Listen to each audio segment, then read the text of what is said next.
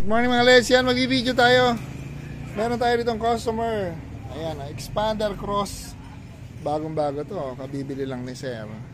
So yung owner nito, dati nating customer, mamaya papakita natin. At papakita natin kung ano gagawin natin dito. Yan, kakabitan to natin ang Bosch Europa 4. So pinipili pa natin kung saan maganda ikabit, kung dito sa upper grill or dito sa baba, sa lower. Parang medyo safe naman dito, malayo naman sa sa condenser. Pagka kami nagkakabit ng busina, syempre pinipili namin kung saan yung mas safe, yung walang tatamaan na condenser ng aircon or radiator para walang mabutas, para makagalaw ng maluwag yung busina. Kailangan walang sayad para maganda yung tunog. So first na gagawin namin dito, tatanggalin to. Sana pag ito tinanggal, madukot na siya. Pag hindi, magtatanggal talaga ng bumper para magawa natin ng bracket. Magko-customize tayo ng horn bracket para sa makakabit dito, 4 na Bosch Europa. So mabigat yung kailangan talaga naka-bracket na stainless, tapos ipa-powder coat pa natin. Kaya matatagalan to kasi nga matagal magawa ng bracket kasi ano yan sukat kabit hanggang sa pag okay na ipa-powder coat pa. Tapos yung wiring gagawin natin na plug and play lang. Nakasaksak lang, walang ikakat, walang i-splice sa wiring nito kasi bagong-bago nga ito Wala tayong i-splice kaya maganda, under warranty pa rin yan. Pwede nyo tanggalin, walang masisira sa wiring.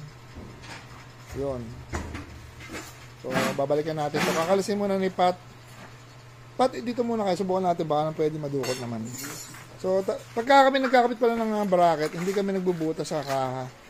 Iniiwasan natin magbutas kasi nakakapangit, saka yun, nasisira yung kaha pag may mga butas, kinakalawang.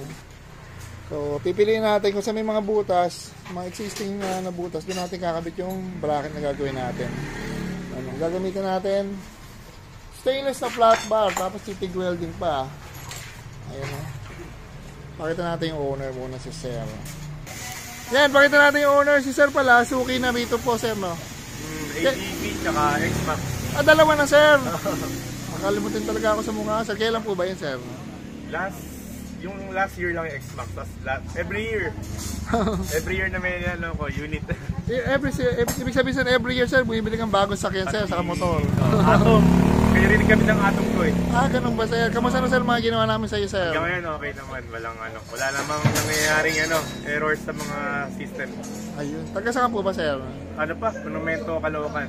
Taga Monumento pa pala si Sir. Ano po name ni Sir? Jay. Sir Jay, baka po may shoutout ka, Sir. Wala.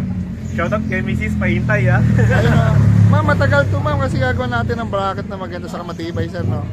Bakit, Sir, dito nagpagawa, Sir? Bakit po, Sir, may napagtanungan ka na, Sir? Marami naman sa Banawe, malapit lang. Kaso yun nga, puro bubutasin. Medyo kabado ako di ba lang malayo ka ako, basta maganda yung gawa ka. Ayun ni Sir, yung bubutasan yung sasakyan, Sir, no? Yung bubutasin, Sir, no? Tsaka kasi baka since baka iba lang, parang walang experience pa Hindi naman parang ako may doubt. Ayun. Ilang taon na rin magpapagawa rin na pan-third ko na, so hindi ko okay naman. Tiwala na, Sir. Sir, thank you, Sir, Yan, babalikan natin itong mga LEDs mamaya pag medyo nagagawa na. Yan, thank you. Ito na yung harness na ikakabit natin dito sa expander cross. So, tinanggal namin yung bumper. Tapos ito na yung harness, naka-relay na black. Ito yung relay na to, Bosch to, ang nag-provide nito yung customer. Pero, may mga relay tayo dito, transparent. Matibay din yun, matagal ko nang gamit yun. Tapos, kung makikita nyo, lahat ng yung buong harness, naka-shrinkable tube. Si Sir, yung owner, may dala siyang parang corrugated na na plastic. Gusto niya palagyan. Nung nakita niya yung ganito, sabi niya, ay wag mo na lagyan, maayos naman pala So, maayos po talaga pag ganito. Para siyang, pag kinabit sa sakyan nyo, para siyang original na harness. Hindi halata. Tapos, kinabit din natin yung mga goma ng mga relay, ng mga Bosch Europa. Tapos, gamit natin female terminal, yung makapal, special female terminal, makapal yan. Kaya matibay. Hindi nyo na kailangan ihinang yung wire doon sa horn. Kasi may nakita ko iba nakahinang. Okay, nakabuhol. Tapos naka-tape. So, mahirap gawin yun kasi mahirap magpalit ng horn. Ito talaga di hugot. Makapal siya kaya hindi siya basta mahuhugot. Ayan.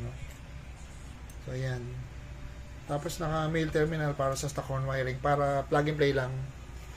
At papakita natin yung update doon sa ginagawa nating Mitsubishi na expander cross. Nagagawa na yung bracket. Kinikinis na lang at ipa-powder coat. So yung ginawa natin bracket doon is bolt on lang. Papakita natin. Mga let's, gawa na yung ating harness. Ayan o, gawa na yung harness natin. At nire-ready na lang yung bracket. Papakita natin paano kinakabit yung bracket. Bilisan mo maingay dito. Dito. So may butas yan dito. Diyan, may butas yan dyan. Parang ganon. Tapos magkakatunog yan sa gitna. Tapos may butas dito. Bawat bracket, dalawa yung nakatunog niya sa sasakyan. Tapos dito isang Bosch Europa sa ilalim. Dito yung isa. Kasi dalawang set yan. Tapos ang kabila. Ayun o, ganun o. Tapos yung bracket na to, magkakaroon tayo for sale nito sa Shopee natin. Para sa mga expander. Alam ko yung expander 25 and below. So kato. Ayan. Kikinisin yan. Ipa-powder coat para poging-pogi. Safe naman siya kasi malayo sa condenser. Ganon din dito. So dalawa rito. At dalawa rito. Yung magiging forma ng Bosch Europa yan. Okay na ba yung pogi? Kasi tuturnig nyo na lang para dana tayo rito mga LEDs. May harness na, may bracket na, kakabit na lang. Ayan, thank you. Yan mga LEDs, nakakabit na yung Bosch Europa na apat, napakaingay. So ito na yung bracket na pinapakita natin kanina. Natin yun, pagka naka-powder coated na siya, nagbe-blend na yung kulay dito, hindi na halata may bracket. Pero stainless yan. Tapos sabi ko lagyan ng washer dito para hindi siya mag-bend pagka hinigpitan to. Nakatunog yun rito, may butas yan parang ganito. Saka nakatunog yun doon, may butas rin yan. So yun yung sinasabi ko, hindi kami nagbubutas. Naghanap kami ng existing na may nabutas, doon namin kakabit. Yan ang magiging forma niyan. Ayun o. Tapatan. Tapos yung wiring natin, plug and play din. Ito yung wiring nakatago. Nasaan na may wiring pogi? Ito mo dumaan. Ito po. Hindi nyo makikita yung wiring kasi nagbe-blending din yung kulay niya. Itim siya nakasinkable tube. Kasi mga relay niya pogi. Ito po, kaya ko pa lang. So dito natin kinabit yung mga relay. From battery, nagkabit tayo sa positive terminal. Nakadalawang fuse ginawa natin. Tapos dumaan sa dalawang relay. Iti-trigger lang siya nung stock horn wiring. Isang side lang, pwede na yun. Tapos pati-trigger na yung dalawang relay. So sabay-sabay na siyang tutunog.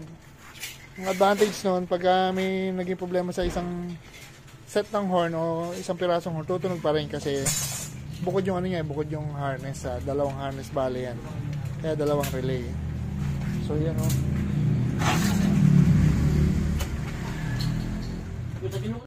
Yan mga LEDs, sound check na tayo. Dalawang set ng, lalayo ako, maingay yan. Dalawang set ng Bosch Europa. Pogi, pakinggan mo, lapit yung nga doon, tingnan mo kung dikit mo sa tingnan mo isa-isa ka tumutunog.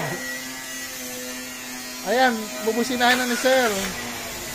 Actually, mas hindi na i-start yan, pero okay lang.